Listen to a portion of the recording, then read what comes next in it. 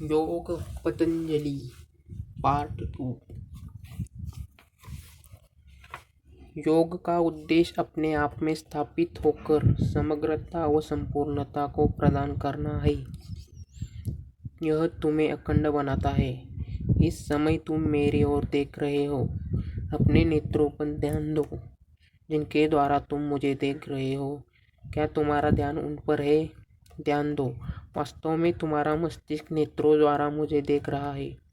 अब कुछ क्षणों के लिए अपनी आंखें बंद करो, उन्हें महसूस करो और अपना ध्यान अपने मन पर ले आओ। फिर अपने हृदय एवं अपने अस्तित्व के केंद्र बिंदु पर ध्यान टिकाओ। विश्राम करो, वहीं पर विश्राम करो।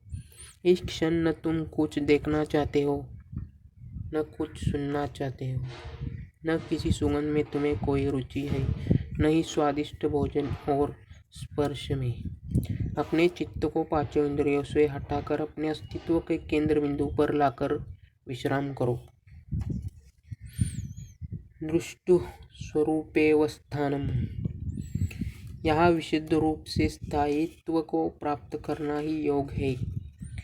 दृष्टा का अपनी वास्तविक प्रकृति के स्वरूप को स्वीकार करना, उसमें टिक जाना ही योग है। परंतु तुम जिस आनंद परमानंद चिन्ह आनंद का अनुभव ज्ञानपूर्वक अथवा ज्ञानपूर्वक करते हो, उसी का तो अर्थ है दृष्टि के स्वरूप में स्थापित हो जाना। अन्यथा अतिरिक्त समय तो तुम मस्तिष्क की अन्य गतिविधियों में उलझे रहते हो, अर्थात उन्हीं से एकाकार रहते हो। पृथ्वी स्वारूप्यमितरत्र। अन्य समय तो तुम मन की कल्पनाओं में ही खोए रहते हो। चित्त की परावृत्तियों पर नियंत्रण। वृत्तयः पंचतयः क्लिष्टा क्लिष्टः। चित्त की कुछ वृत्तियाँ ऐसी है जो बहुत कष्ट पहुँचाती है, अनेक समस्याएं उत्पन्न करती है, एवं कुछ वृत्तियाँ ऐसी भी है जो तनिक भी क्लेश उत्पन्न नहीं करती। वे बाल सुबल है, किंतु निम्न 5 वृत्तियाँ पीड़ा देती है।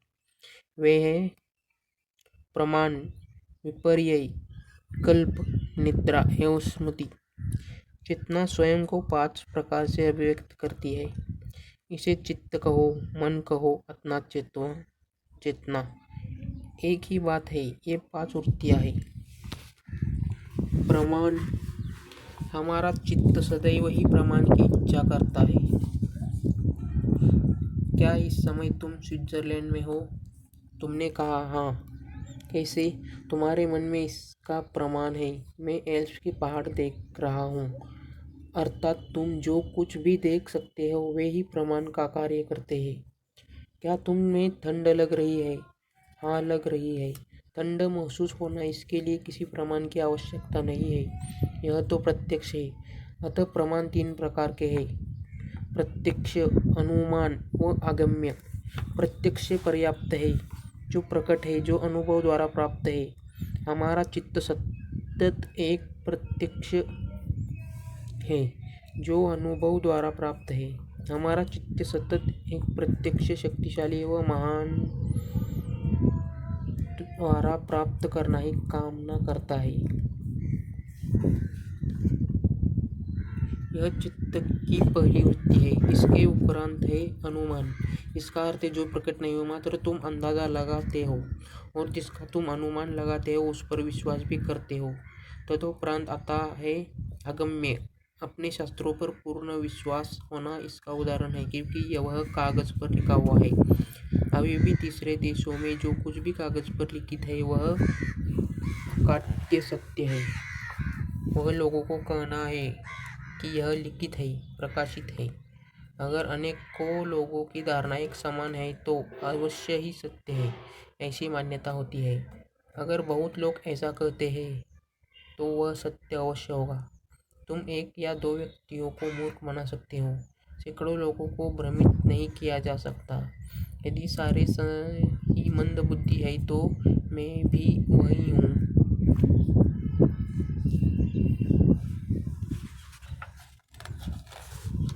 विपर्यो मिथ्याज्ञानमतद्रुतपम्।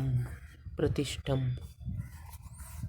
हमारा मस्तिष्क अनवरत तर्कों, प्रमाणों, ज्ञान एवं विशेषज्ञ अथवा त्रुटिपूर्ण ज्ञान व दोषपूर्ण व्याख्या में उलझा रहता है।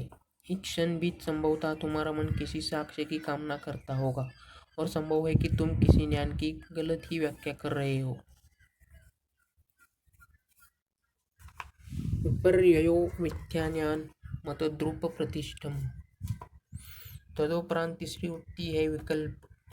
विकल्प की उत्पत्ति मतिभ्रम अथवा निर्मूल कल्पनाओं के कारण होती है। ऐसी स्थिति में मात्र शब्द ही अस्तित्व में होते हैं, वास्तविकता में कुछ भी नहीं होता। उदाहरण के लिए तुम बैठकर कल्पना करो कि रूस के नागरिकों ने तुम्हारे कान में ऐसा यंत्र लगा दिया है कि वे तुम्हारी सारी बातें सुन सकते हैं।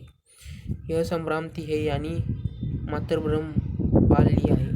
मस्तिष्क में एक प्रकार का कीड़ा रेंग गया है। इस प्रकार के भय एवं अर्थहीन आधारहीन कल्पनाएं जो मात्र आवाज़ है, जिनका कोई औचित्य नहीं है, इन्हें ही विकल्प कहते हैं।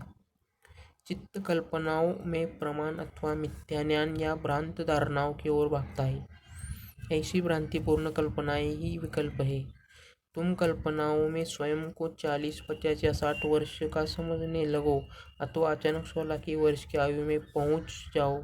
अचानक कल्पना करो कि तुम अपार धन प्राप्त हो गया है और मैं बहुत अमीर हो गया हूँ, अथवा मेरा स्वयं का हवाई जहाज है जिससे मैं एक स्थान से दूसरे स्थान पर जा रहा हूँ। मात्र बच्चे ही कपोल कल्पनाओं में खोए रहते हैं, ऐसा नहीं है। वयस्क भी कल्पनाओं में डूबे रहते हैं, इन्हें ही विकल्प कहते हैं। और यह चित्त की तीसरी वृत्ति है। विकल्प दो प्रकार के होते हैं। पहली एक प्रकार की कल्पनाएं आनंद व प्रसन्नता से उत्कृष्ट होती है तथा अन्य एक आधारहीन भय से परिपूर्ण। यहाँ डर ही विकल्प है। अगर कल मेरी मृत्यु हो गई तब क्या होगा? अगर मैं किसी दुर्घटना का शिकार हो गया और मैं विकलांग हो गया तब? यह सब मात्र मस्तिष्क की गूंजने वाली आवाज़ें हैं जिनका मूल्य नहीं है। ये मात्र आधारहीन अस्तित्वहीन कोरी कल्पनाएं हैं। यही विकल्प है। चित्त की चौथी वृत्ति का नाम है निद्रा। अगर हमारा चित्त इन तीन वृत्तियों में नहीं होता तब वह निद्रा में चला जाता है। तथा पांचवी वृत्ति है स्मृति।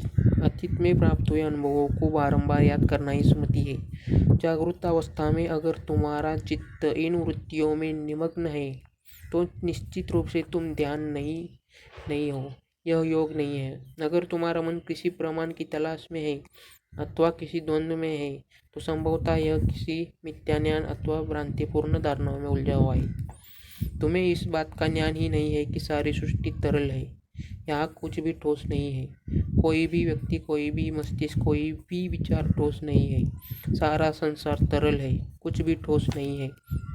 सर्वत्र वायु ही वायु है, सर्वत्र तरल ही तरल है। यहाँ किसी भी क्षण कुछ भी किसी भी प्रकार परिवर्तित होकर नया रूप ले सकता है।